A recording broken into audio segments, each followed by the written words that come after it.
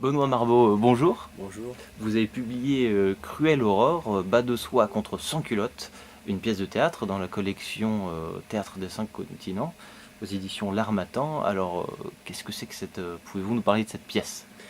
Eh bien, cette pièce se passe dans les combles du château des Tuileries en août 1792, au moment où la cour, le roi, s'attendent à l'assaut des sans-culottes, nous sommes évidemment en pleine Révolution française.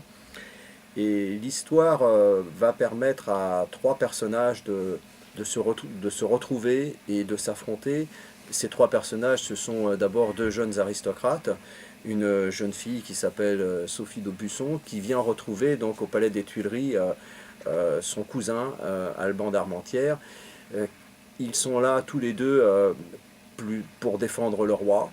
Et ils s'apprêtent donc justement à vivre des heures difficiles puisqu'ils sont sans illusion sur l'avenir qu'on leur réserve. Et ils reçoivent la visite d'un commissaire de la commune de Paris qui s'appelle Lefebvre, qui connaît bien Sophie puisqu'il l'a aidée déjà dans d'autres circonstances à échapper aux violences révolutionnaires. Et il vient la convaincre de quitter le palais des Tuileries, ce qu'elle refuse de faire, évidemment. Elle veut rester avec son cousin.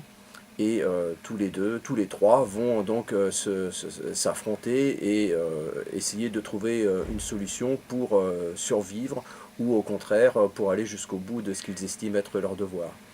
Donc c'est une réflexion, c'est d'abord une comédie, hein, il y a des scènes qui sont drôles en dépit de l'aspect dramatique de la situation. C'est aussi une pièce sur la jeunesse, sur une certaine jeunesse qui refuse en tout cas les évolutions de l'histoire, qui s'attache à des valeurs qui sont considérées comme étant leurs valeurs essentielles. Et donc il nous montre ailleurs aussi que la Révolution française ne s'est pas faite facilement, puisque les valeurs qui sont aujourd'hui universellement reconnues, à cette époque, étaient contestées, y compris par des jeunes gens, en quête d'autres valeurs, et notamment des valeurs spirituelles, des valeurs morales.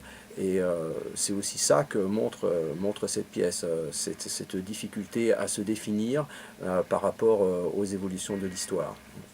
Donc la pièce évidemment raconte cette tension croissante, c'est-à-dire qu'on sent donc la pression de la foule qui prépare cet assaut, qui d'ailleurs sera sanguinaire, parce qu'on oublie souvent que la prise du Palais des Tuileries a fait 10 fois plus de morts que la prise de la Bastille.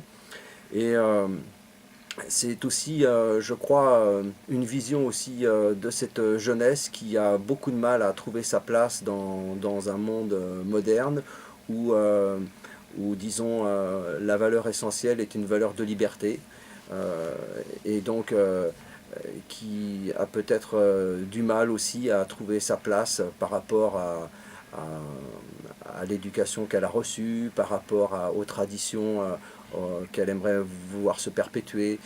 Donc c'est aussi une partie de notre histoire que j'ai voulu un peu, pas forcément ressusciter, mais en tout cas faire revivre. L'histoire de cette France de l'Ancien Régime, qui a quand même été une partie importante de notre histoire, qui est constitutive de notre pays. Et dans l'affrontement de ces personnages, je crois qu'on peut retrouver des tensions qui existent encore aujourd'hui dans la société actuelle entre différentes parties de la population et puis aussi entre différentes générations. Voilà.